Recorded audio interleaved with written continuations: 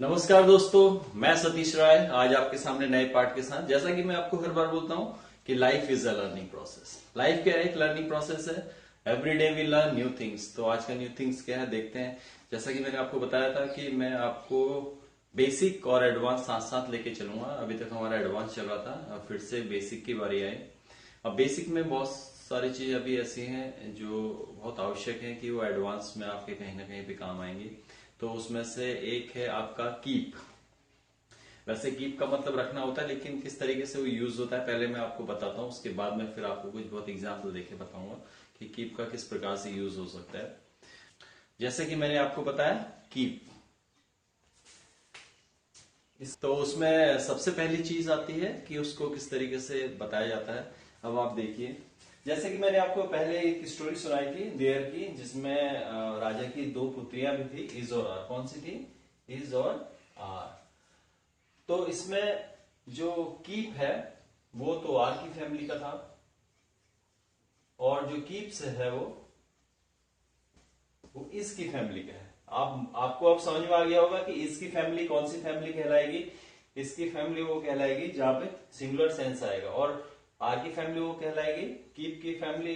क्योंकि आर की फैमिली हो तो वो प्लूरल सेंस करेगा। तो ये बाद में जो दोनों एक ही बन जाते हैं, क्या बन जाते हैं? कैप्ट। क्या बन जाते हैं? कैप्ट बन जाते हैं। अब देखो, इसकी फैमिली का कौन रिलेटिव है? कीप से है, और आर की फैमिली का कीप। तो अभी आपने देखा होगा, इसकी फैमिली कीप से है, आर की फैमिली कीप है, और दोनों बाद में कैप्ट बन जाते हैं। अब देखो किस तरीके से यूज होता है। अब देखो कैसे बनेंगे ये। राम पढ़ता रहता है। तो राम पढ़ता रहता है के लिए कैसे आएगा? राम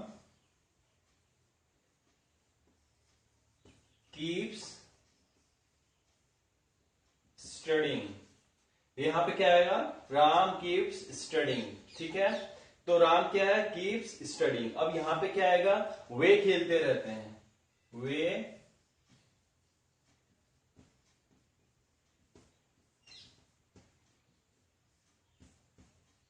तो यहां पे किस सेंस में आएगा? दे कीप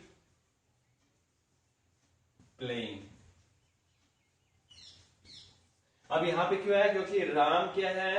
वो सिंगुलर सेंस है, लेकिन वे क्या है? वो प्लूरल सेंस है। तो राम के में क्या लग जाएगा? एस लग जाएगा, लेकिन इसमें एस नहीं लगेगा। तो आपको मैं समझता हूं कि बहुत आसानी से समझ में आ गया होगा। जैसे एग्जाम्पल मैं आपको दे सकता हूं, जैसे वह बोलता रहता है तो कैसे बोलेंगे? He keeps speaking. वह सोचता रहता है, ही कीप्स थिंकिंग। वह याद करता रहता है, ही कीप्स लर्निंग। वह खेलता रहता है, ही कीप्स प्लेइंग। वह दौड़ता रहता है, ही कीप्स रनिंग। तो आपने देखा होगा कि जहां पे भी सिंगुलर सेंस है वहां पे कीप्स आया और सेंस चेंज हो गया। अब जैसे हम ढूंढते रहते हैं तो क्या आएगा? We keep searching. We keep searching. अब जैसे हम टीवी देखते रहते हैं, वी कीप वॉचिंग मूवी। अब जैसे हम बोलते रहते हैं, वी कीप स्पीकिंग। और हम रोते रहते हैं, वी कीप क्राइंग या वीपिंग। ठीक है, अब तो ये सारी चीजें क्या हम मेहनत करते रहते हैं, we keep doing hard work. तो इस तरीके से क्या कहेंगे, कोई भी सेंस जो है इस तरीके से अपने आप इज और आर की फैमिली के अकॉर्डिंग जो है वो चेंज होता रहेगा। कैप्ट कैसे यूज होगा? आप कैप्ट भी देख लीजिए। जैसे कि मैंने आपको बताया था, जो इज और आर की फैमिली थी बाद में वो सभी एक ही हो जाते हैं, क्योंकि प्रेजेंट में ही वो लड़ते हैं, बाद में तो एक हो जाते हैं। अब कैप्ट कैसे आएगा वो भी देख लीजिए। कैप्ट ऐसे आएगा, जैसे राम पढ़ता रहता था। तो राम पढ़ता रहता था के लिए कैसे आएगा? Ram kept studying. स्टडिंग, ठीक है। तो क्या आ जाएगा? Ram kept studying. और सीता गाना गाते रहती थी। सीता गाना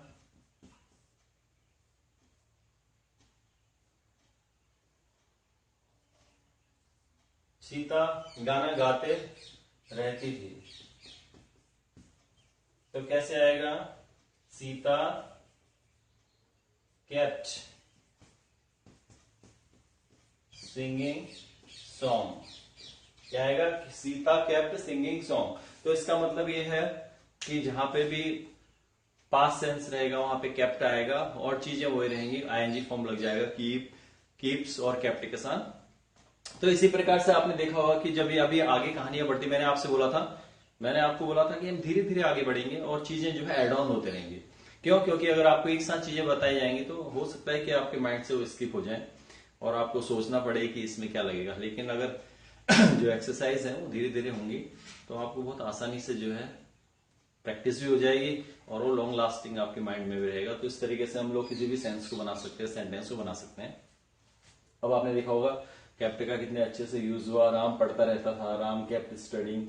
सीता गाना गाते रहती थी, तो सीता केप्ट सिंगिंग सॉन्ग। तो इस तरीके से क्या होगा कि जो भी हमारी चीजें एड ऑन होते जाएंगे वो आपके इंग्लिश सीखने में मदद करते रहेंगे और इस तरीके से करेंगे। क्योंकि मैंने आपसे बोला कि आपको मैं कितने भी आसान तरीके से बताऊं, लेकिन जब तक आप उसमें प्रैक्टिस नहीं करेंगे तो वो आपके लिए थोड़ा सा चिंता का विषय रहेगी। तो थोड़ा सा ध्यान दीजिएगा कि जितनी ज्यादा मेहनत करेंगे उतनी जल्दी आप सीखेंगे। तो गाइज प्लीज आप इसको कंटिन्यू करते रहिएगा क्योंकि if you will try to, because merely joining any kind of classes or merely watching videos, I don't think so that you can learn properly. What you need to do that you have to practice every day, because if you will not practice every day, I don't think so that you can learn easily. I know that I am just trying to teach you in a very easy way, because in this way I always try to teach kids, even that I am just trying to teach you in the same way. But thing is that if you will not try to just practice it on, so what will happen that even that you are not be able to learn it, no matter whether I am just trying to teach you as a kid or as a adult. Thing is that you have to practice it. If you will practice, no matter who the hell you are, it's a matter that you are practicing. कोई फर्क नहीं पड़ता कि आपको English आती है नहीं आती, बस आप सुन के ही बहुत सारी चीज, because listening is very important. Listening के साथ साथ आपको क्या करना है? प्रैक्टिसिंग। बोलना है आपको। आप जो सुन रहे हैं ना, आपको बोलना भी है उसको। As much as you will listen it, as much as you will learn it. Thank you so much. नमस्कार।